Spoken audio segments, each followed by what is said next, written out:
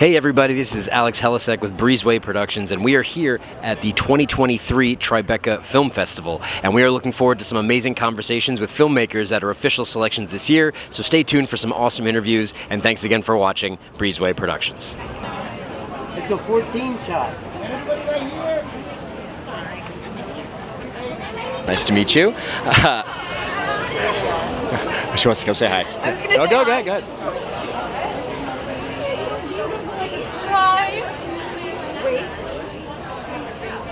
Oh, wait, this is a good one. I've been waiting. Wait. Grand reveal. That's how cheap it is. Stop. It's our Fresh Kills gangster ring. Aww. I love it. This is now. This is the first moment. Let's take a look at the ring. Let's look at that. That is very 90s, 80s. Isn't it great? I have one. Do we do these fingers? Do we do? I don't know. I'm gonna figure it out later, but I'm loving it. That's a good look. What does it say? It says Fresh K. Fresh K? That's nice. Some good jewelry. We'll cherish it. It pretty much encompasses everything that we've been trying to do. Rockets. Female rage. Yeah, so tell me a little bit about it. The film? Well, basically, I think to sum it up, it's about what it's like being a woman put in a box in a family where unspoken laws of loyalty are essential, and what it would be like to be someone who desires something more when it's not safe to say that. So there's a lot of fear in, this Staten Island, New York City, these families, these very powerful families, there's this unspoken law of loyalty that they take more seriously than just a normal family dynamic. It's law. So to be a young girl who sees a future for herself beyond this world, it's not only terrifying, it's also kind of dangerous. Did you feel comfortable in this environment, or did you have to go through some growing pains to really feel like you were fitting in to this world? I'm from the West Coast, so I had only really gotten what I'd seen in movies, but it was great. The first time I came out to Staten Island, my dialect coach, who was amazing, she took me to this old school restaurant with all these older Staten Island legendary women and ate Italian food, and I felt like very, in that moment, like close to the culture. And also being around Jennifer and Odessa, people who are kind of around here more often, it was easy to fit in.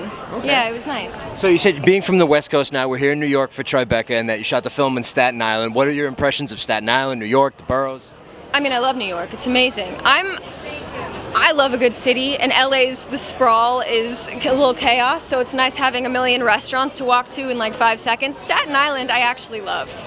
I mean, everyone was saying, oh, it's pretty rural, it's not in the main part of the city, but there's such a quaint and, I don't know, lovely community there that feels so rooted in tradition that we don't necessarily have in California because there isn't a lot of tradition, it's newer. Yeah. So I think that history of the East Coast is amazing, I love it.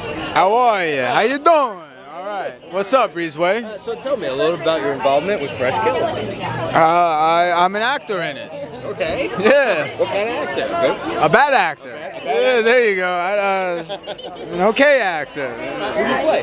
I play Allie. I play the nephew to the family, to the cousin, depending on who the character is, I guess. Okay. A bit of a troublemaker. Bit of a broken soul, I suppose. So. All right. What troubles you? You got demons? You got problems? I got some serious demons, bro. Yeah? It's like the Exorcism 2.0 going on in there. You're the cousin the family can trust? I don't know. You're gonna be the one that they call and run numbers or what? I mean, they might make the call, but they might regret the outcome. So who knows, right? Yeah. But very untrustworthy. I wouldn't trust them at all. Not at all? Not at all. How did you prepare for this role? Did you live it? Oh, absolutely. How did you do it? Oh, absolutely. We get into it. We dive deep. I told Jen, it's going to take me a year. I got to go overseas. I got to, dive into the character, find the psyche, lose myself in the moment. That's good. That's good. You may never get it again. Oh, mom's spaghetti. So. If you were to describe this film to audiences, how would you describe it in your own words? What is Fresh Kills? Oh man. It is a peek into a side of cinema that has been long neglected. Speaking with? Kathy and Jimmy. Hi, Kathy. Thank you for taking the time to speak with us today. Tell me about your involvement in the project. Well, my involvement in the project is that Jen is the woman who is the writer, director, and stars in it, and producer. And I am so thrilled. I've known about this from the beginning, and this is something that we've seen several times from a male point of view, but we've never seen it from the female point of view, and it's so important, and it's such a great film, and the actors, the girls in this blow my mind. Jennifer is also starring in it. So to write, direct, co-produce, and star in a film, I mean, I'm so overwhelmed for her, and I was just literally at home watching TV. She did all this hard work and is here tonight, so I wanted to be part of celebrating her. Have you been familiar with this environment in your past experiences, like Staten Island and the family and this type of mob life? No. I'm a San Diego girl, moved to Manhattan, but of course, we all historically know how these stories have been told from one point of view. Yeah. And this is another point of view that is really real and really necessary and important. It just fills my cockles. Speaking with Nicole Enger. Hey, Nicole, thanks for taking the time to talk. Tell me a little bit about your role in Fresh Kill. I play Angela in Fresh Kills. I am the best friend of Odessa's character, and we just get into a lot of trouble together. Bad girls up to no good. How did this role come to you? I auditioned off of a self-tape, which was really, really awesome. It was just really great to get the news, and then to see it all come to life is really amazing. So you said you're playing a bad girl in the film. How did you get into character being a bad girl? Oh. I guess a little bit. No. I think a lot of it was like, just fake it till you make it. A lot of it was like pulling from kind of what you wish you could do, like when you're really angry, but you're a good person, so you hold it back.